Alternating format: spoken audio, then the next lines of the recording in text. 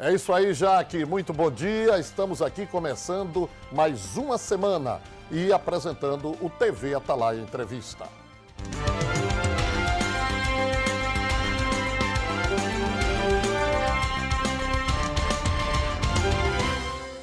Olá, meus queridos amigos telespectadores, minhas queridas telespectadoras, muito bom dia.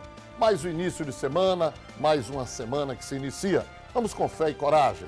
Mas antes disso, antes de começarmos a semana e o nosso programa, vamos apreciar aí os deliciosos produtos Maratá. Sempre às 8 horas e 30 minutos, aqui nos estúdios da TV Atalaia, a TV dos Sergipanos, nós estamos aqui procurando levar para vocês as principais informações do que acontece aqui em nosso estado e no nosso país verde e amarelo, o nosso querido Brasil. Então nos assista sempre. Sua audiência, a audiência de vocês é sinônimo de prestígio para nós que fazemos a verdadeira TV Atalaia, a TV dos Sergipanos. Festa maravilhosa no último sábado, lá no Bugio, a TV Atalaia chegando junto às comunidades, o canal Cidadão sempre presente nos principais bairros da nossa cidade, da nossa capital e vai chegar até você. Mas aqui no TV Atalaia Entrevista, você pode participar, você pode sugerir. O nosso telefone é 3226-2610 ou então as redes sociais.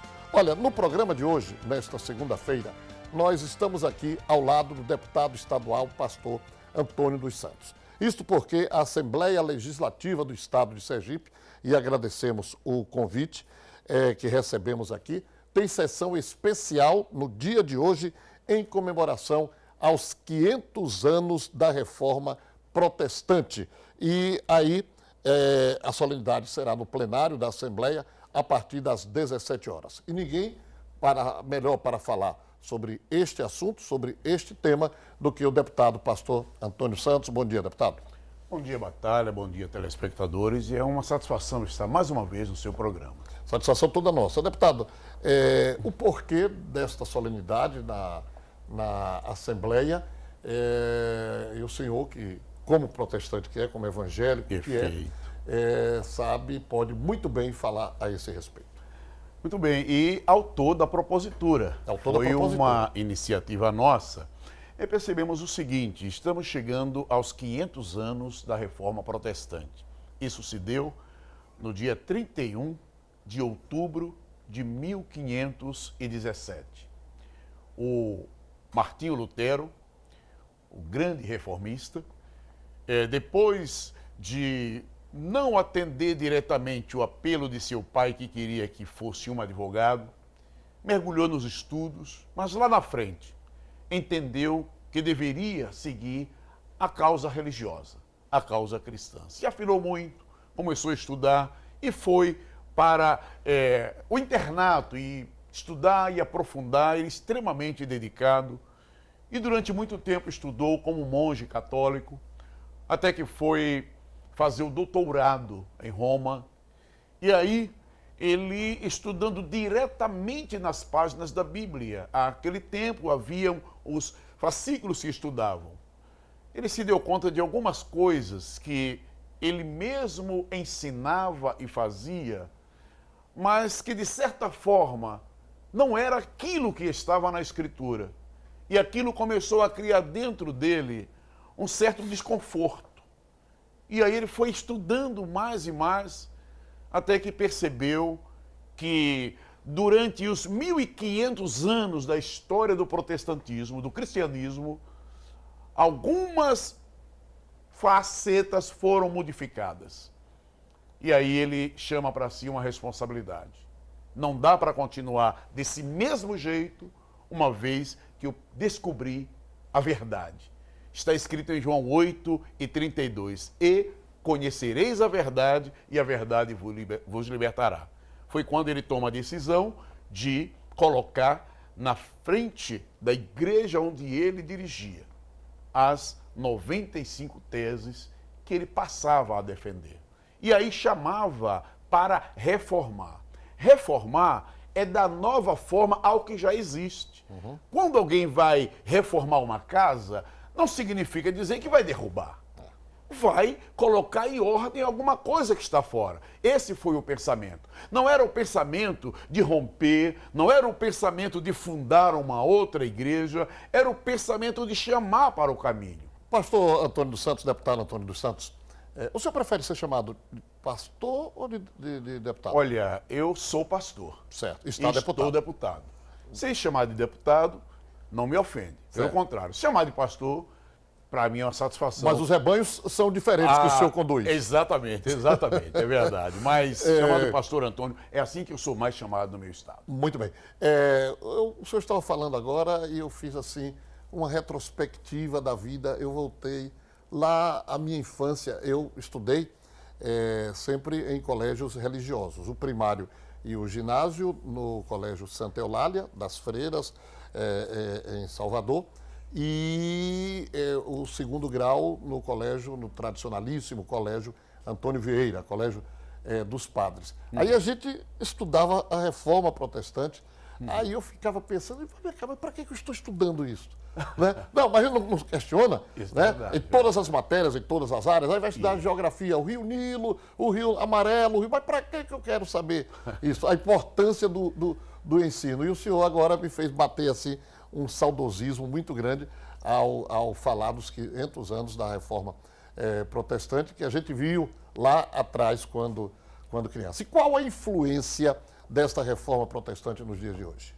Nos dias de hoje, as igrejas evangélicas, aquelas que procuram a cada dia mais se afinar, deixando de lado interesses humanos ou familiares, procurando se ajustar ao que está na Bíblia, para a gente tinha uma fundamental importância. Por quê? Porque não precisamos de trazer auxílios a Deus. Se nós cremos que a Bíblia é o livro divinamente inspirado e cremos como sendo ela a palavra de Deus, nela está escrito que ai daquele que acrescentar um tio ou um i do que está na Escritura. Então não precisamos ajudar a Deus em nada. A Bíblia, desculpe, eu sei essa resposta, mas o telespectador às vezes não sabe. A Bíblia católica é a mesma Bíblia evangélica? Olha, a Bíblia evangélica é a mesma Bíblia católica. Porém, na Bíblia católica foram acrescentados mais 6 livros, chamados pelos evangélicos de livros apócrifos, que significa o quê? Livros que não têm a inspiração divina, que não estão no canon.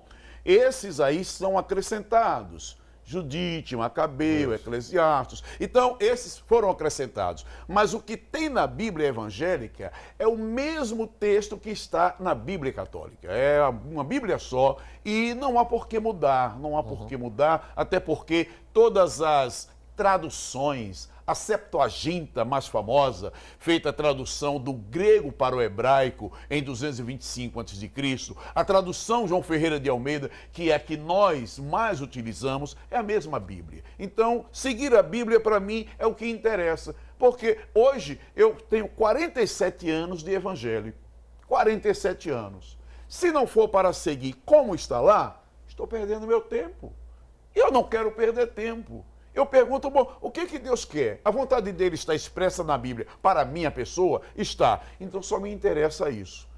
Tudo que vier de complemento não interessa. Estudar os livros, conhecer a história, mergulhar. Eu me lembro quando eu estava fazendo o bacharelado em teologia, fascinado pelas matérias, todas as matérias do curso. E depois a universidade convidou para uma viagem a Israel. Vamos ver de perto aquilo que ensinamos na sala de aula. Meu amigo, foi um mergulho.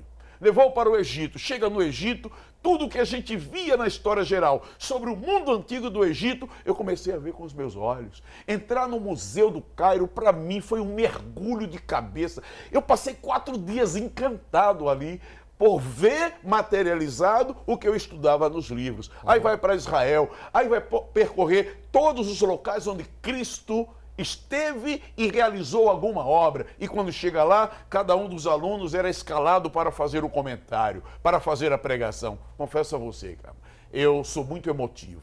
E tinham momentos que eu não conseguia me conter. Chegar num Getsemane, e nesse dia eu fui escalado para fazer a pregação, e na hora que eu saio de Jerusalém, vou entrando no horto de Cedron, Getsemane, e a guia que estava com a gente diz: Antônio, essas oliveiras foram contemporâneas de Jesus. Amigo, aquilo abriu para um discurso. Não há emoção que eu comecei a pregar, resista, né, pastor? Primeiro eu preguei para as oliveiras, perguntando a elas: conte-me a história do que você viu. E aí eu fazia citações, aí de repente a própria guia começa a chorar.